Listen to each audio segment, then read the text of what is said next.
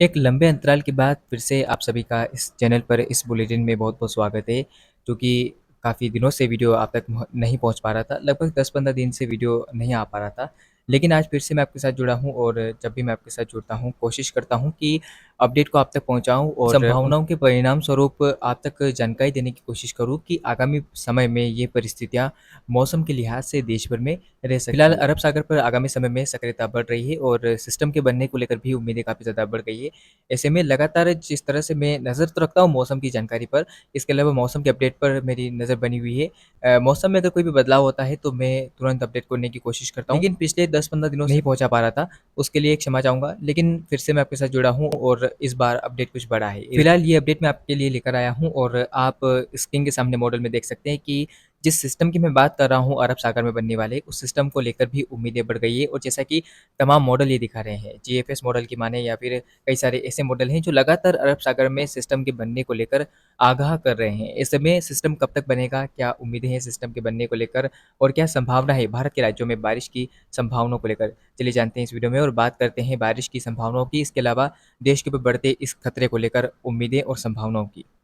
जैसे ही अक्टूबर का महीना स्टार्ट होता है और हमें उम्मीद रहती है सिस्टमों के बनने को लेकर, क्योंकि जिस तरह से मई-जून का महीना होता है चक्रवातों के बनने को लेकर, वैसे ही अक्टूबर और नवंबर का महीना होता है चक्रवातों के उठने को लेकर। चाहे वो बंगाल की खाड़ी में उठे या फिर अरब सागर में, चक्रवात उठता है और इस बार फिर से हमें उम्मीद अक्टूबर के महीने में शुरुआती समय में ही अरब सागर में चक्रवाती तूफान के उठने की नज़र आ रही है। चक्रवात कब तक बनेगा और क्या संभावना है इसको लेकर मैं इस वीडियो में बात कर रहा हूँ। फिलहाल आप देख सकते हैं मॉडल में दिखा रहे हैं कि 12 और 13 अक्टूबर के आसपास आप देख सकते हैं कि लगभग हम देखें तो दक्षिणी अरब सागर के भागों पर एक सिस्टम बनेगा और उम्मीद है कि दक्षिणी पूर्वी अरब सागर के भागों से उठता हुआ सिस्टम लगभग भारत के पास से ही ये निकलने वाला है। सिस्टम पहले निम्न दबाव का क्षेत्र बनेगा लगभग 12 और 13 अक्टूबर के आसपास। उसके बाद ये सिस्टम आप देख सकते हैं कि गोवा के तटीय इलाकों को कवर करेगा। उसके साथ ही उत्तरी दिशा में आगे बढ़ेगा। लगातार उत्तर-पश्चिम दिशा में ये सिस्टम आगे बढ़ने की हमें उम्मीदों को बता रहा है। इसके अलावा आप देख सकते हैं कि सिस्टम धीरे-धीरे जब महाराष्ट्र की ओर बढ़ेगा उत्तरी हिस्सों की, तो लगातार ये सिस्टम इंटेंसिफ़ाई होगा।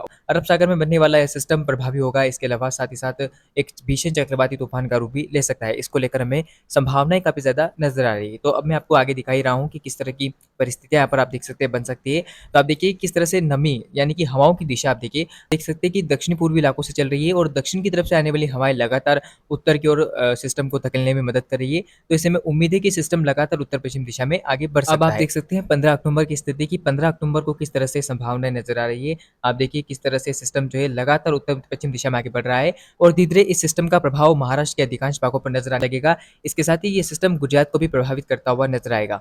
15 अक्टूबर तक स्थिति आप देख सकते हैं कि गुजरात के कई भागों में हवाओं की रफ्तार बढ़ जाएगी। इसके अलावा जब हवाएँ दक्षिणी-पूर्वी इलाकों से लगातार पहुँचेगी, तो उम्मीद है कि गुजरात, महाराष्ट्र और मध्य प्रदेश के कई इलाकों में व्यापक भारी वर्षा देखने को मिलेगी। साथ ही साथ ये सिस्टम लगातार इंटेंसिफ़ाई होता हुआ एक चक्रवाती तूफ़ान के रूप में तब्दील हो जाएगा और उम्मीद है कि इस सिस्टम में 50 से 60 किलोमीटर प्रति घंटे की रफ़्तार से हवाएँ चल सकती है। इसके साथ ही अब ये धीरे-धीरे अगर और इंटेंसिफ़ाई होता है, तो ये एक भीषण चक्रवाती तूफ़ान बन जाएगा यानी कि सीवियर साइक्लोनिक स्टॉर्म और लगातार प्रभावी होकर ये सिस्टम हो सकता है कि भारत की ओर भी आ जाए। इसके अलावा तो सिस्टम का ट्रैक लगातार पाकिस्तान की कराची की तरफ हमें नज़र आ रहा है और लगातार ये सिस्टम आगे बढ़ेगा। तो जैसा कि आप देख सकते हैं कि दक्षिण-पूर्वी इलाकों से आने वाली हवाएँ इस सिस्टम को लगातार प्रभावी करेगी और उम्मीद है कि ये सिस्टम मध्य अरब सागर के भागों में तथा उत्तरी अरब सागर के भागों में एक भीषण चक्रवाती तूफान के रूप में तब्दील हो जाएगा और लगातार ये सिस्टम भारत के राज्यों को प्रभावित करेगा और हो सकता है कि राजस्थान के भी कुछ पूर्वी हिस्सों में बारिश देता हुआ सिस्टम नजर आए।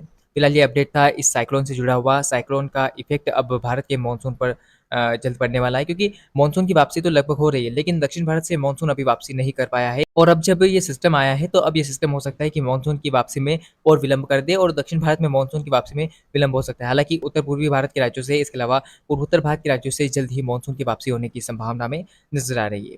फिलहाल इस अपडेट में इतना ही। लगातार चैनल पे बने रहें, वीडियो को लाइक कीजिएगा, चैनल को सब्सक्राइब करना ना भूलें, क्योंकि लगातार सिस्टम में बदलाव की संभावना रहेगी। भारत के राज्यों से सिस्टम टकराएगा या नहीं, अगले वीडियो में आपको जानकारी देने की कोशिश करूँगा। फिलहाल इतना ही, धन्यवाद।